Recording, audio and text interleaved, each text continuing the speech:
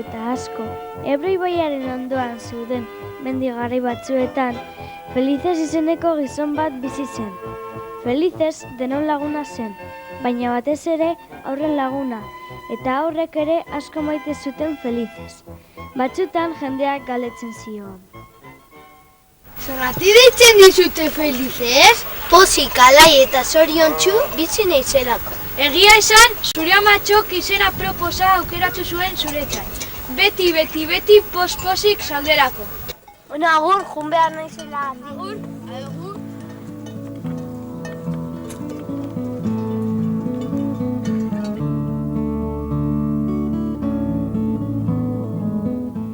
Felicesi asko gustatzen zitzaion oinez ibiltzea.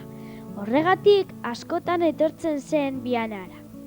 Baina ez pentsa garai horretan Biana orain bezalakoa zenik. Ez, askoz ere txikiagoa zen. Egun horretan, hauntz eta ardiak zelaian utzita, gure herrira etorri zen. Kueto ondoan eseri eta ezetz asmatu norekin topatu zen. Bai, Bianako haur batzuekin, zuek bezala. Eta aurrekin hasi zen hitz egiten. Felices, zenbat kilometro egin dituzu gaur? Gaur ez asko, bildot txikiak dakazkit eta nekatu egiten dira. Aurten zenbat zuhaitz landatu dituzu? Asko, eta zuek ere landatu behar zenituzkete. Frituak eta itxala izan nahi badituzu. Nahasa zera, Felices? Kuebas, bargota, araz eta longar ingurutik ibiliko naiz. Jo, guri ere gustatuko litzaiguke leku askotara joatea zu esan. Bai, badakit, baina zuek gelditu behar zarete zuen herria zaintzen eta asko maitatuz.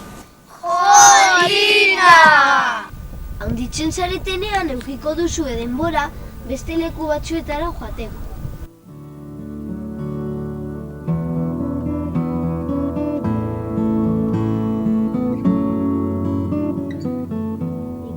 Zuenez, Felices oso jatorra zen. Behin mendira joan eta ez zen gehiago itzuli. Bianako neskamutilak handitu ziren, baina oraindik gogoan zuten Felices izeneko gizontxo hura. Eta haien aurrei asko hitz egiten zieten berari buruz. Denbora asko pasa zen. Nafarroan gerrate ugari egon zen, eta Biana ia desagertu ere egin zen. Orduan, gizon handi eta ausar bat etorri zen, Antso zazpigarrena indartsua.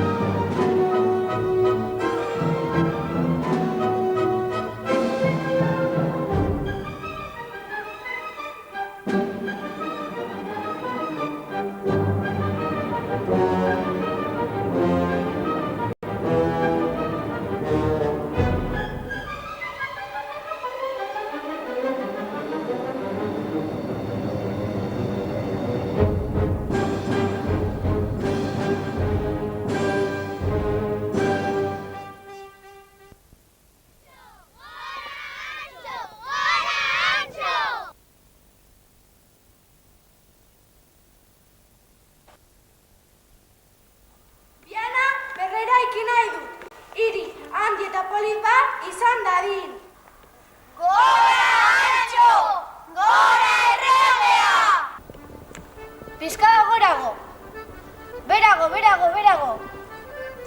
Eskerretara. Aizu, arkitekto jauna, problema bat daukagu. Bano ara. Jo, ze polita geldituko da. Bai, egia da. Venga, lana bukatu behar degula. Aizu, badakizu dituko den herri hau? Uste dut, Biana dituko diotera.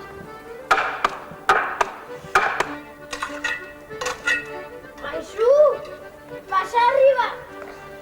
Tori, kontuz, asko pisatzen duela.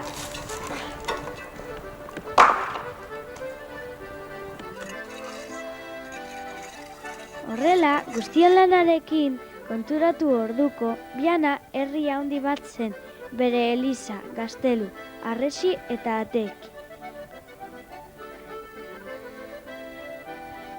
Otsailaren bata zen, eta horrek erregearekin hitz egin nahi zuten.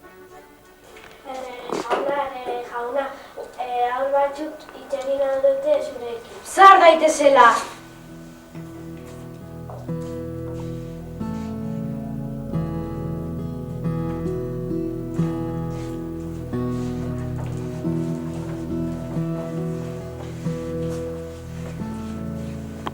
Zergatik deitzen dizute Antxo indartsua?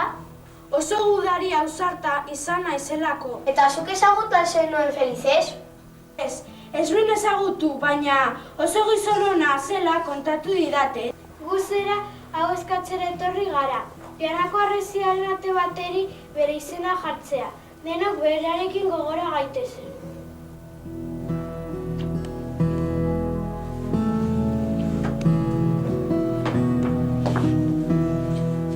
Hortik hasita, otsailaren batean, San Felices egunea ospatuko dugu. Juhu! Ze idea ona! San Felices beti ematen zigun zerbait. Zuk zer emango diguzu. Bi gauza emango dizkizuet. Batetik, Bianako fundazioaren forua, arrano beltza nire ezaugarriarekin. Eta bestetik, San Feliceseko egunean aurreko bana.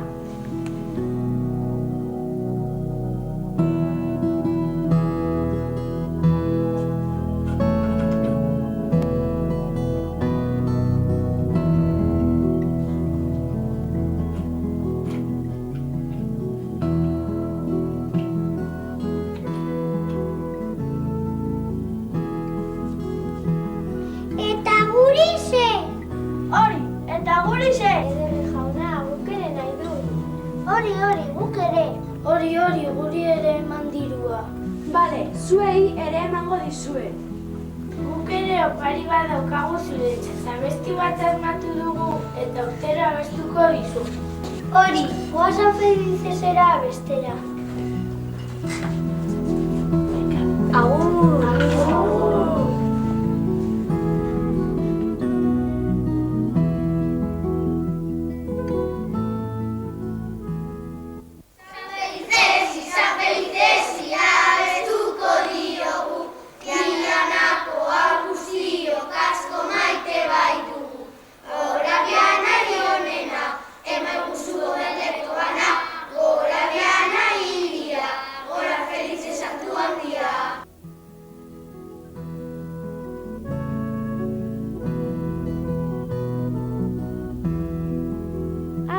San Felices eta Antxoren historia izan da.